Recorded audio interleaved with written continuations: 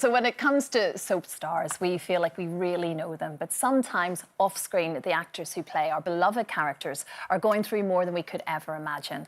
And today's guest, who plays Stacey in EastEnders, quietly overcame the heartache of 2 miscarriages before going through a 3rd pregnancy, which was riddled with paranoia, fear and hope. But now baby Dusty is here, safe and sound, and she's ready to share her experience in a bid to help others. So please give the warmest welcome to Lacey Turner.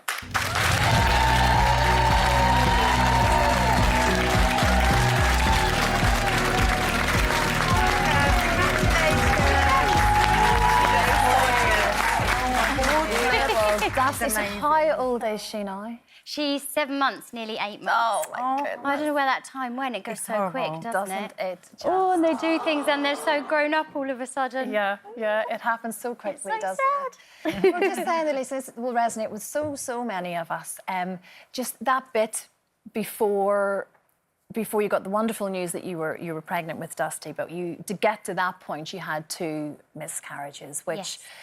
It's just an awful thing for both the mum and indeed the dad. And how did you cope with that loss? Because it actually was a different experience in both times almost. I think, you know, the first time we fell pregnant, I just thought, oh my God, this is so exciting. And you start thinking about baby names and looking at clothes and things like that. And then it was just sort of gone 7 weeks. It was such a massive shock because quite naively, I just thought, oh, I'm going to have a baby. And So you found out really early then? Yeah, because I'm like clockwork, so I literally knew the day after. I was like, oh my God. And how many people had you told?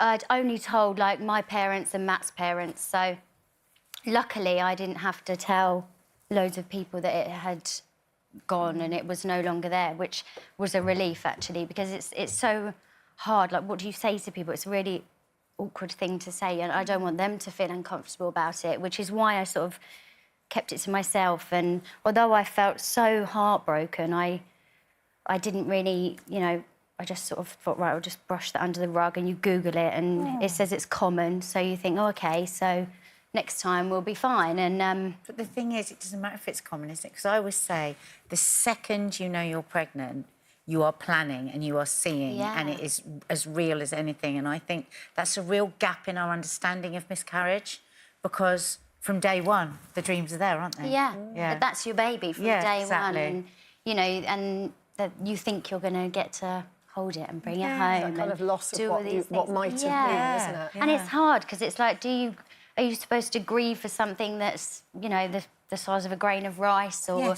you know, and different people believe different things. But for me, it was a baby from the minute it was conceived. So after the first one, did you go to the doctors and say, is there a medical issue here, or did you just think, right, that's one of those things, I'm just going to try again straight away? Well, I just sort of, you know, good old Google. I thought, well, you know, I'll just try again.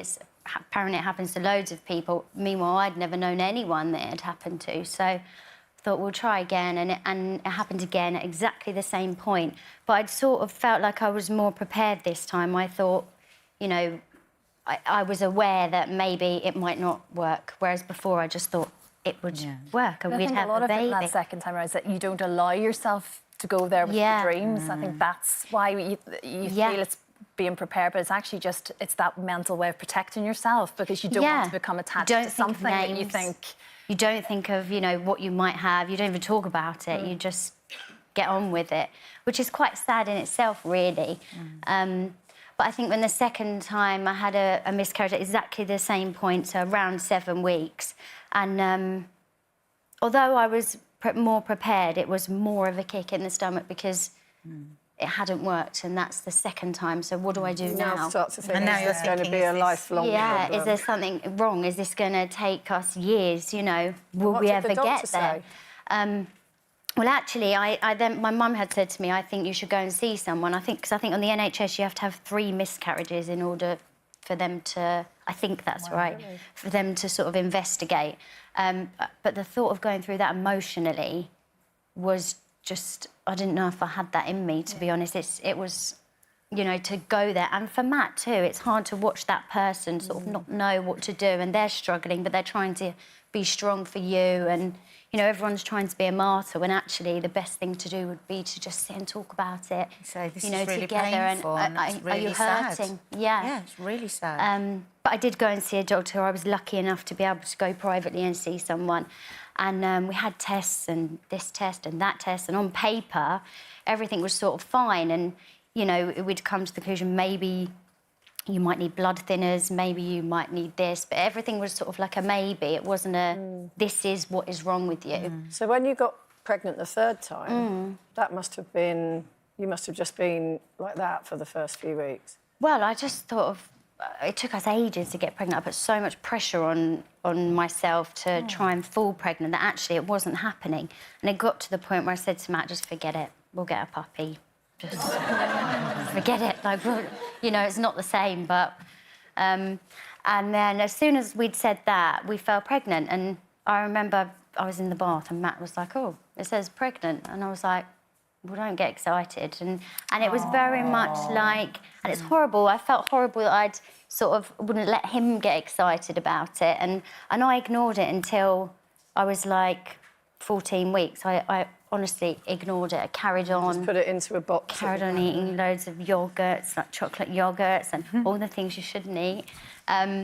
But, yeah, and literally my jeans were, as far as I could get that hairband across, it got to the point where I was at work and I thought, I need bigger jeans and I can't bring my own in. That's weird, so I'm going to have to tell them. But, yeah, it was like... I didn't not get excited until I was about 25 weeks, maybe. Yeah. I thought, Or OK... it starts to feel like it maybe she's actually going to is stay, happening. yeah. Yeah. And were you having scans at that time as well through that? Yeah, I had a scan every week. Did they recommend that, or was that because you were so nervous? No, I was so scared, and I got to... Because until you can feel kicking, you don't actually know that anything is there, so you sort of... But even the whole time, even then, you yeah. have one day where it's not kicking so much, and Yeah. you're like, oh. It is, and I was sort of quite...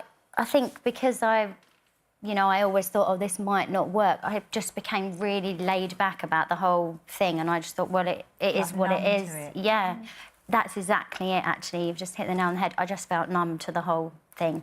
So anything that was sort of happening in there, I wasn't... I was just like, oh, well, that's great, but not how you should feel. Do you feel like you look back and regret the way that you felt, or...?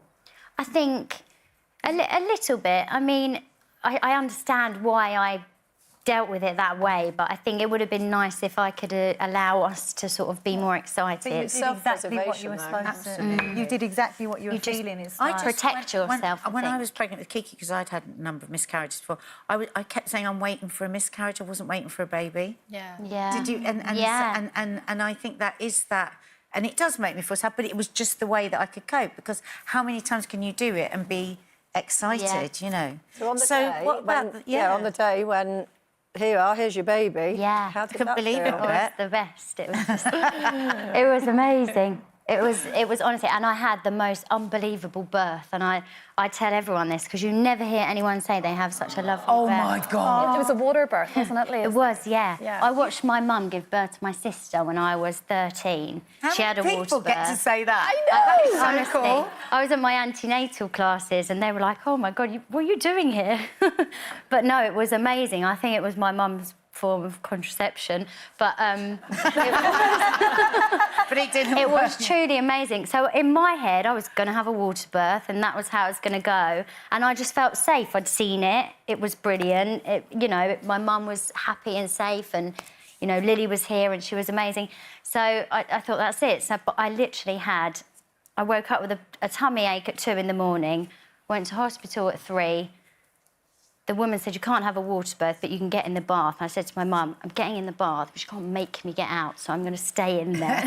So I did. I had a water birth, had her at 9:15, was home by 5:30, cleaning my house.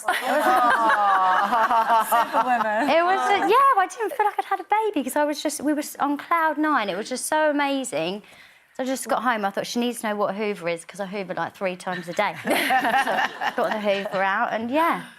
Well, look, Lacey, thank you for sharing all of that, because I think we need to talk about this so much more, because it's like you say, it's not until it then happens to you and you think, oh my gosh, this is something that happens to so many women and we just don't talk about it enough. So thank you so much. And you're staying with us. I know we've got lots more post-baby stuff to talk about, which is quite interesting. And if you've been affected by anything that we have just spoken about to Lacey with, please visit our website. There are some helplines on there as well. Yeah, very honest conversation. Thank you so much.